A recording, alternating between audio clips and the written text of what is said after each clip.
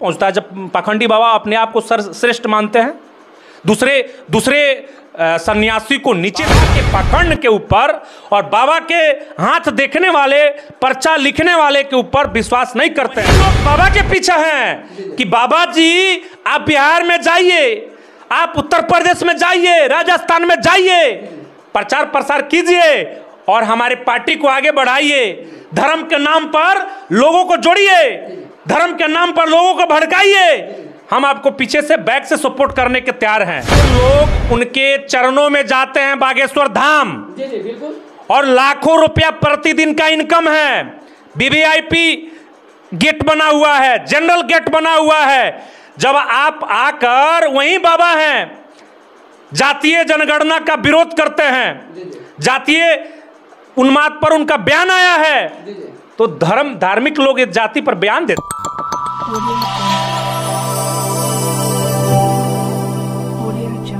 जी नमस्कार, प्रणाम। आप देख रहे हैं लक्ष्य न्यूज़ में स्वागत है। अभी हमारे साथ जुड़ चुके हैं जो कि मुकेश यादव जी हैं, आरजेडी के युवा के जिला अध्यक्ष है, जो कि लगातार कहीं चेहरा का मोहताज नहीं, लगातार चर्चित में रहते हैं। इनसे ही बात करने का प्रयास करते हैं, जो कि देवेंद्र शास्त्री के लेकर बहुत बड़ा खुलासा होने वाला है कि उनको रोका जा रहा है कहीं ना कहीं। क्यों आरजेडी के नेता ही रोक रहे हैं, क्यों, इस पर सबसे बड़ा खुलासा होने वाला है। सबसे पहले हमारा लक्ष्य न्यूज़ में आपका स्वागत है। आपको भी मेरे तरफ से बहुत बहुत स्वागत, अभिनंदन। अच्छा, आप लोग क्यों रोकने का प्रयास करते हैं, ये सबसे पहले बताइए। रोकने का प्रयास नहीं हो रहा है। हमारे बिहार में किसी प्रकार का धार्मिक उन्माद ना फैले।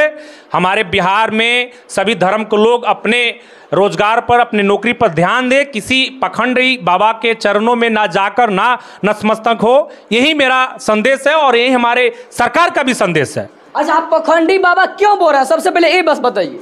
पाखंडी बाबा बोलने का मेरा तर्क यही है कि बाबा बहुत ज्ञानी बनते हैं, आपके भविष्य के बारे में बता देते हैं, आप क्या बनेंगे कल वो बता देते हैं। लेकिन ये कभी नहीं आया कि आपको बता दिए कि कल आपका नौकरी लग जाएगा, आपको कल करोड़ों रुपया मिलने वाला है, और फिर वो व्यक्ति आपके चरणों में आए और बोले कि बाबा जो बोले मुझे हो गया।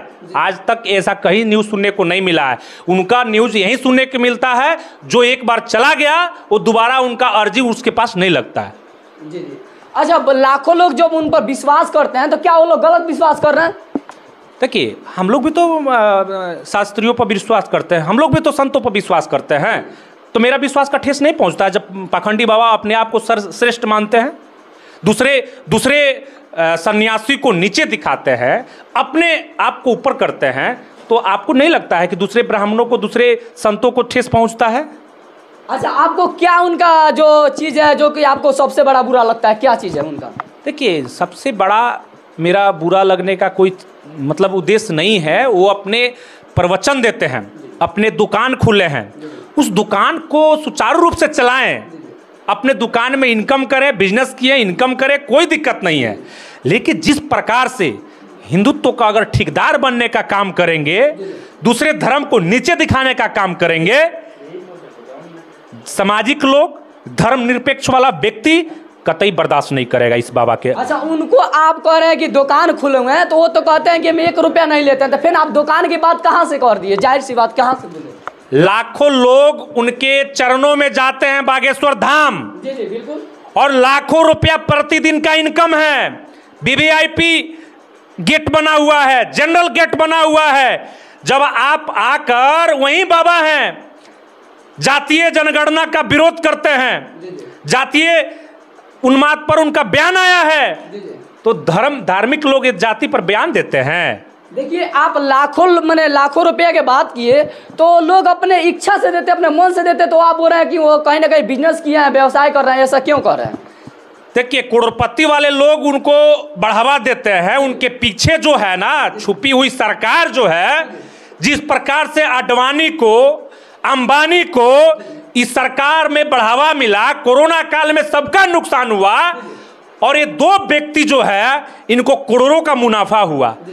वही लोग हैं, वही लोग इनके पीछे भी हैं। 2 लोगों कौन है, नाम बताइए उन लोगों का। मैं तो बोल दिया खोल के, वही अडानी अंबानी है, जिसकी केंद्र सरकार कोरोना काल में फायदा पहुंचाने के लिए विभिन्न तरीके बताए, उनको इस्तेमाल किए और करोड़ों का मुनाफा हुआ। तो ही लोग बाबा के पीछे हैं कि बाबा जी आप बिहार में जाइए, आप उत्तर प्रदेश में जाइए, राजस्थान में जाइए, प्रचार प्रसार कीजिए और हमारे पार्टी को आगे बढ़ाइए।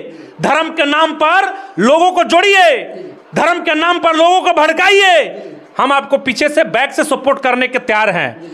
तो ऐसा बिहार नहीं है, बिहार चुप बैठने वाला नहीं है।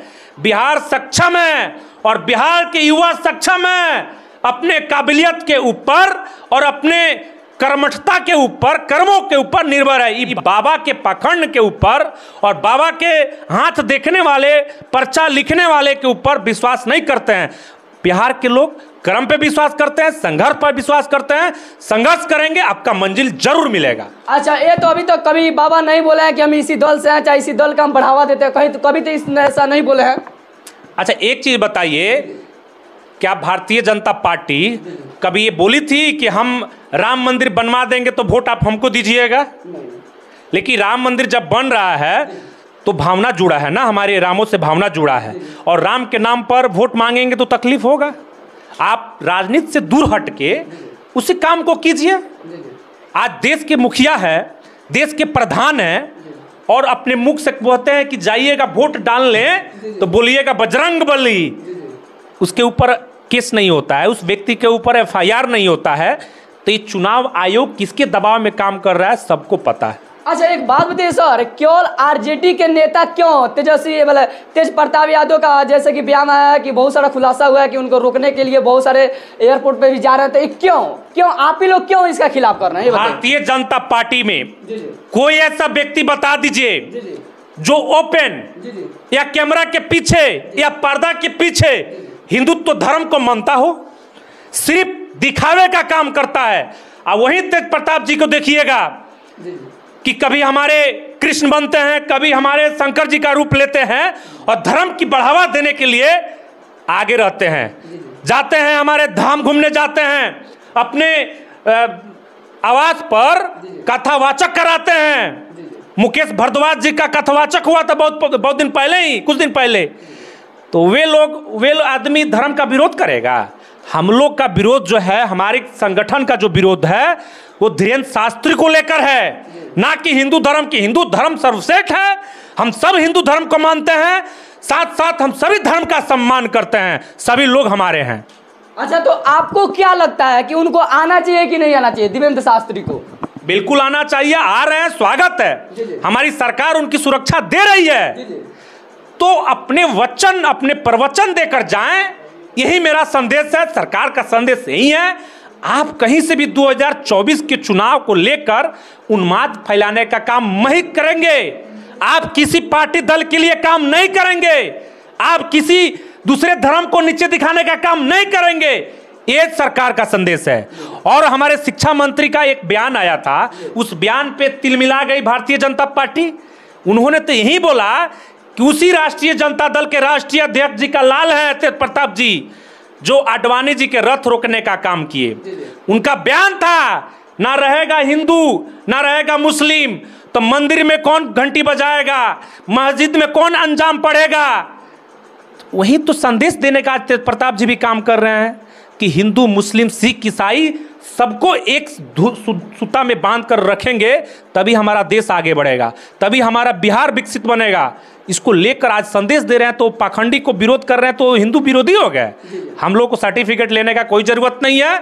हम हिंदू हैं, अपने धर्म के प्रति हम अग्रेसित हैं, हम अपने धर्म को बढ़ावा देते हैं। ये मेरी पहली प्राथमिकता है और बिहार सरकार की प्राथमिकता है। विकसित बिहार बनाना, विकसित जिला बनाना, विकसित गांव बनाना, विकसित राज्य बनाना। अच्छा, तो जितने भी श्रोतागण देख रहे हैं उनके लिए क्या कहिएगा? सब लोग को मेरा संदेश है, सभी लोग आपस में भाई भाई का नारा लेकर धर्म निरपेक्ष वाले देश में हिंदू मुस्लिम सिख ईसाई का एकता बनाएं और अपने अपने धर्म के साथ दूसरे धर्म को भी रक्षा करें। कहीं से भी दूसरे धर्म को नीचे दिखाने का काम नहीं करें। यही हम सबकी प्रार्थना है, अनुरोध है। आप देख रहे हैं लक्ष्य तक, मैं हूं सत्य कुमार। जय हिंद।